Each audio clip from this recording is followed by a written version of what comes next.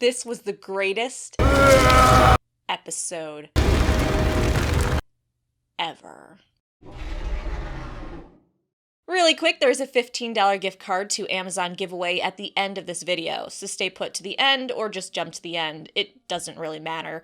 I'll also announce the winner from last video. And this video is also sponsored by TimeTravelingDinosaur.com, where you can get these awesome earrings for hella cheap, and the Kraken earrings I am wearing this episode. So let's just start with Dragonstone. I'm happy that Dany didn't instantly feel at home at Dragonstone. A lot of times we have these expectations of how we'll feel once we get somewhere or achieve something, and those expectations do not match reality. She spent most of her life that she remembers in Essos, so of course she's not going to feel at home in Westeros, at least not right away. I also liked how they addressed how easily she could take the Seven Kingdoms, a place where they are fragmented, fought some pretty devastating wars recently, and have had a leadership change people aren't too thrilled about. I kept wondering how they'd even the odds so Dany just didn't dominate, and they gave us a solution. Taking the Seven Kingdoms with some powerful friends, a powerful army, and 3 powerful dragons through fighting would result in a bloodbath.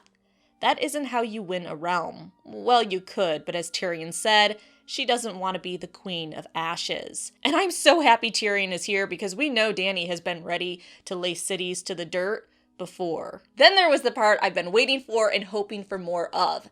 Characters interacting that have some bad blood. In the Game of Thrones, there's been a lot of backstabbing, manipulating, killing, and overall, awful things. So what happens when these characters start to come together? Some really fucking interesting scenes, that's what. And I just want to talk about a few of those scenes at Dragonstone really quick. First, we have Daenerys calling out Varys, slamming Varys for almost using the line that was used by Ilario on her brother, showing that she isn't looking for false flattery and isn't a fool. Viserys did and would have believed that line again. Daenerys doesn't. Then she called him out on switching sides, working for Robert, and hiring people to kill her, which honestly is a bit shady. But I understand Varys' explanation, and I'm happy she did too. He cares about the people, and she needs him and his skills. And his little birds, which I do think we'll see again this season. However, Daenerys knows that he could still be a threat, and lets him know that she won't tolerate what he did to others. But let's be honest, I doubt she'd catch him even if he did. Her ending threat was quite brutal. Conspire against me, and I'll burn you alive. And that smile. I sort of feel like, Daenerys, maybe you smile a little bit too much when you're talking about burning people alive, or you burn people alive. Maybe just dial that shit back just a little bit. Especially now that you're in the Seven Kingdoms, and people still remember your father, and how much he got off on burning people alive. Also, why did they not have this discussion in the weeks they were on that fucking boat together? Don't you think when you're trapped on a boat, that's the time to have a discussion with him saying, hey, I don't know if I necessarily trust you, let's kind of talk this out, instead of when you're at Dragonstone and the clock is now ticking because you need to move. You didn't have anything to do on those fucking boats. Maybe discuss this a little bit more about your battle plans, but what the fuck, you guys? I'm just saying they should have worked this out before they got to the Seven Kingdoms. We also had Melisandre show up, and we got to see how characters responded to her. Basically things they've heard or what they think, and everyone responded how I would expect for the most part. We also had the mention of Jon Snow in this scene, and Tyrion reacted also as we would expect. Tyrion vouched for him, enjoying the time he had spent with Jon. So, really good character consistency so far, or at least I think so. Lastly, we had the interaction between Tyrion and Ellaria. Super glad Tyrion slammed her for murdering his niece, but Tyrion let it go way too quickly, in my opinion. He loved his niece. He loved her so much. I don't know, it just felt like he wasn't as angry as he should have been. Maybe he realizes he just needs to get past it and work with them so Dany can sit on the throne. Cersei is a bigger fish to fry to him. The enemy of my enemy is my friend, blah blah blah.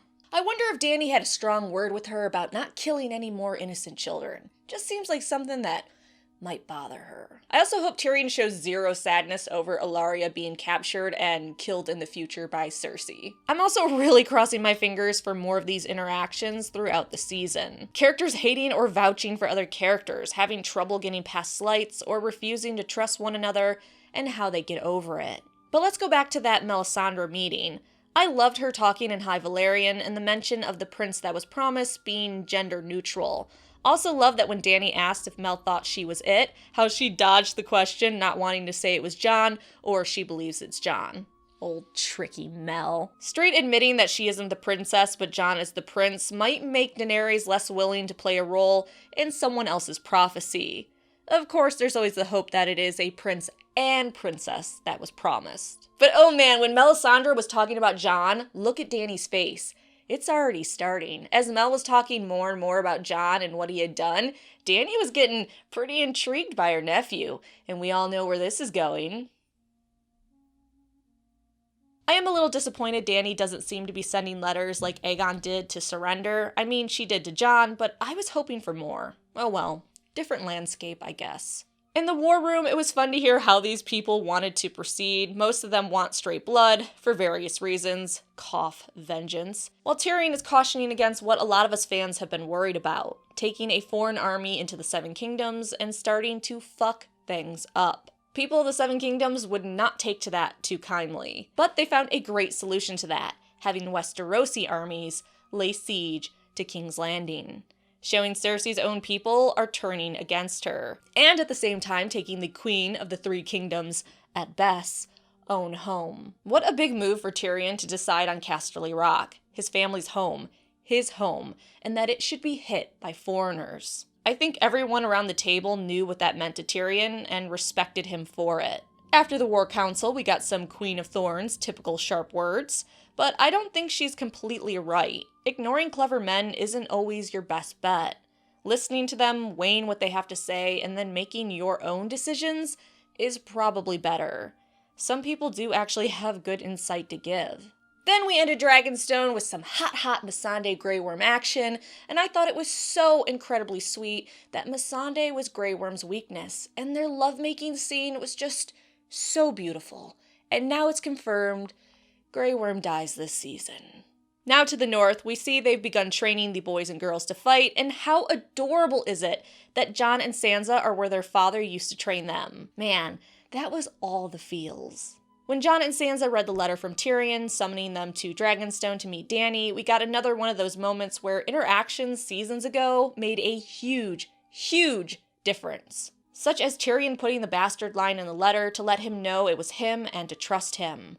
I'm happy Sansa spoke about him so kindly as well, realizing he isn't like most Lannisters, and showed her so much kindness. I really think she can look back now and see just how far he went for her. So we have another case where a character interaction seasons ago is helping drive the plot forward. Only thing surprising about this meeting was that it was Davos suggesting working with Daenerys because of the Dragonfire. I guess they just needed to give him something to do this episode. Which, let's just jump to the Northern meeting so I can bitch. Did Jon not bring up to Davos and Sansa that he was planning to go to Dragonstone when Davos brought up the whole fire-breathing dragon thing? Did he not communicate with Sansa at all? I mean, Jon, are you just making these fucking decisions yourself? Jon, communicate. I get that the final push was probably getting the message from Sam saying, hey, there's dragon glass at Dragonstone, a ton of it, and so then Jon was like, okay, I have to go for certain.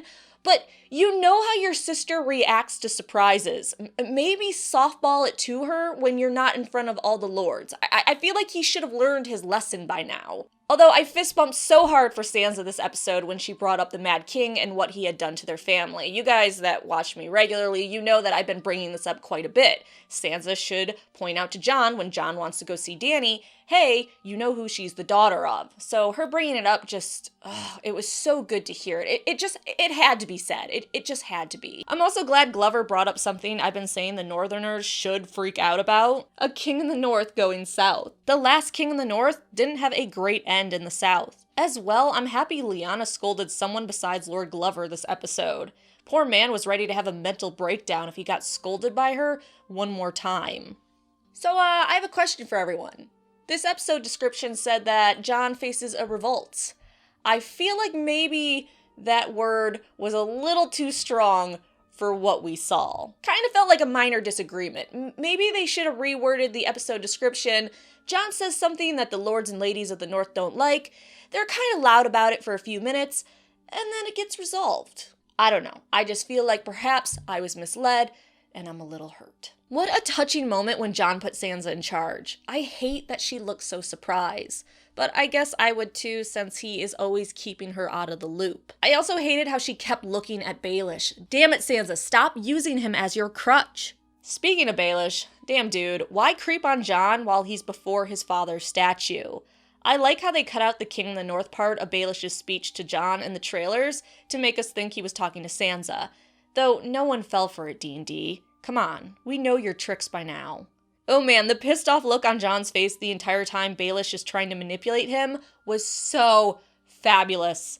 Fuck off, Littlefinger. That throat hug will play in my dreams every night. But really, Jon's warning to stay away from his sister isn't going to work. The problem with that whole interaction is Littlefinger now realizes he can't control Jon, and he needs to go just like Ned. They even choke Littlefinger the same, come on. This is going to make him have to move faster to manipulate Sansa or other forces at Winterfell to remove Jon as King in the North and put Sansa in his place. And then, of course, fulfill his dreams of marrying her. Littlefinger moving now is even more imperative because Jon is meeting with Tyrion, who could tell Jon exactly what Littlefinger did to Ned. Lastly, Jon and Davos leave for Winterfell. Was that not the saddest little hand wave from Sansa? That made me sad. But this means that they're going to Dragonstone, which means Davos is going to meet back up with Melisandre, and I'm sure that is just going to go splendid. Going a little further south, let's talk about Arya in that inn everyone ends up at, because as we know, that inn is just one of, I think maybe 3 or 4 inns that exist in the Seven Kingdoms. I really don't have the same obsession others have with hot pie, so him showing up didn't really do anything for me, I guess. Arya talking about the pie she made was just fantastic, maybe a bit too cruel, especially seeing her interactions with hot pie. I really am starting to worry about her, but she was eating like the Hound, so maybe old memories are influencing her. The best moment of this scene was by far Hot Pie telling her about Jon, though.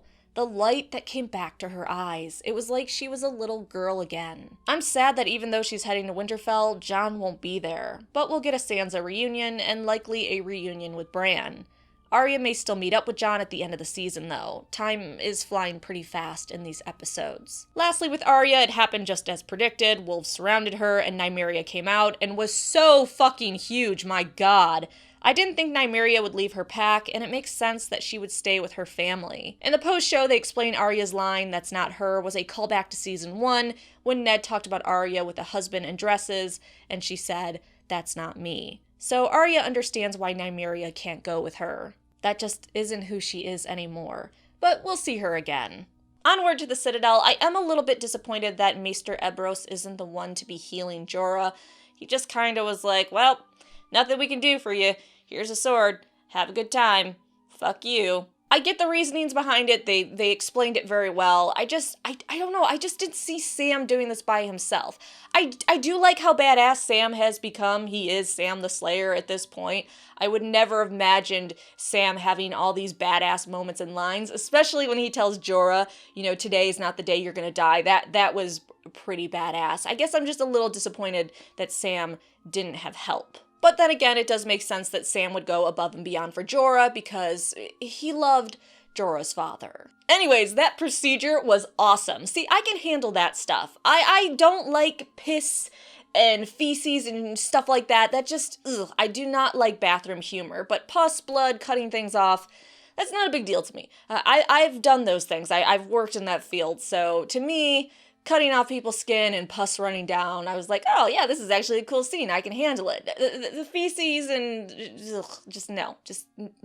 Also, Jorah's actor did a fantastic job acting that. I honestly believed this was a man going through excruciating pain. So A+ for his acting. Also A+ for that transition. That was hot. You sick bastards, D&D. See, I like it when you're this type of sick bastards. Alright, King's Landing. Oh boy, is seriously laying it on thick to the lords, and I don't think they completely believe her. And I'm glad Tarly brought up the dragons and Aegon the Conqueror, because all these lords, especially being educated, should know about the conquest of the Seven Kingdoms. They should also remember the Field of Fire, which the Reach was involved in, and not wanting to repeat that. I think it was predictable that Jaime would reach out to Randall to be the new Warden of the South, given, besides the Tyrells, the Tarleys are the only other house in the Reach they've really built up, and I know I've been saying that for quite a while, so it was kind of cool to finally see that on screen and be confirmed. Despite that temptation, it was nice to see Tarly resist and want to keep his oaths, but as Jamie pointed out,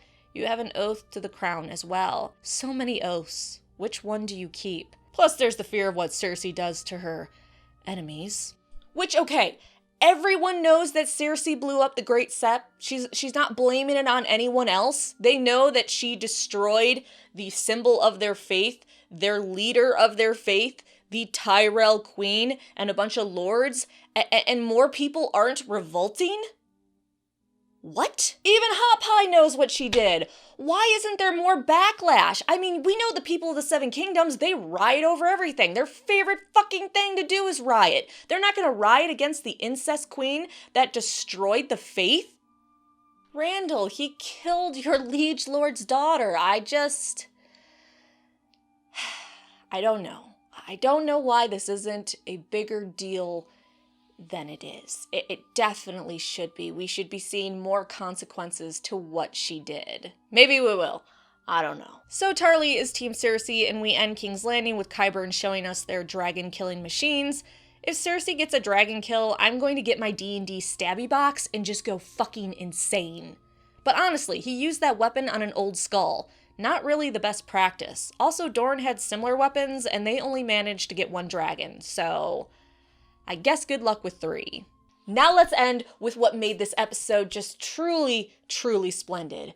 Greyjoy on Greyjoy action. First off, I actually did like the Sand Snake's mama scene. That actually was quite enjoyable. I was very surprised. And I'm also pissed we got cut off from the Ellaria Yara sex scene, so boo. But we got something way better. I cannot tell you how many times I watched Euron ride that thing down, crush that guy, and then just come out fighting like a crazy asshole. Euron, I take back everything I said about you.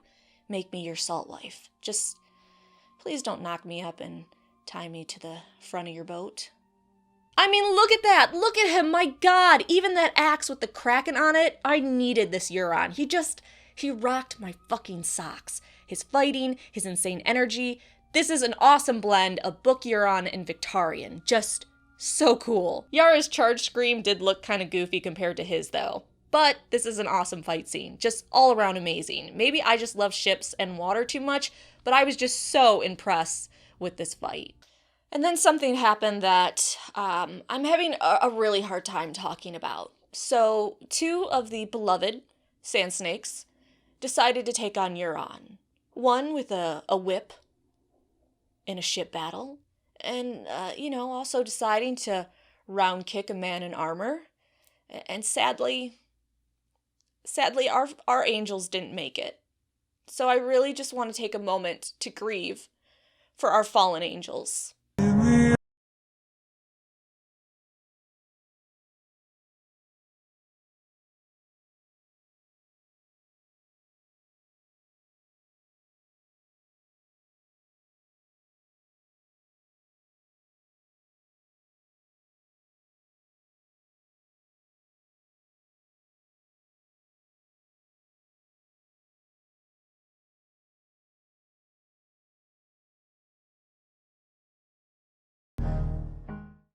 Here's to you. You won't be remembered, and you won't be missed. Then we got Yara versus Euron, which was so intense. Glad to see him just own her. Her jump was awesome, though. Of course, Ellaria and her daughter are still alive along with Yara, and Euron's taking them to King's Landing to be presented to Cersei as a gift.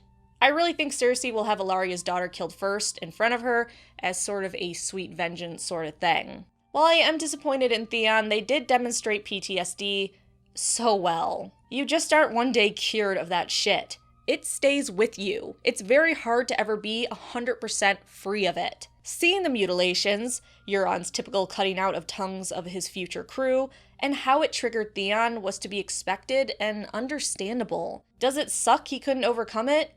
Yeah, it really sucked. But that's life. Not everyone is the hero, and not everyone can be the hero even if they want to be.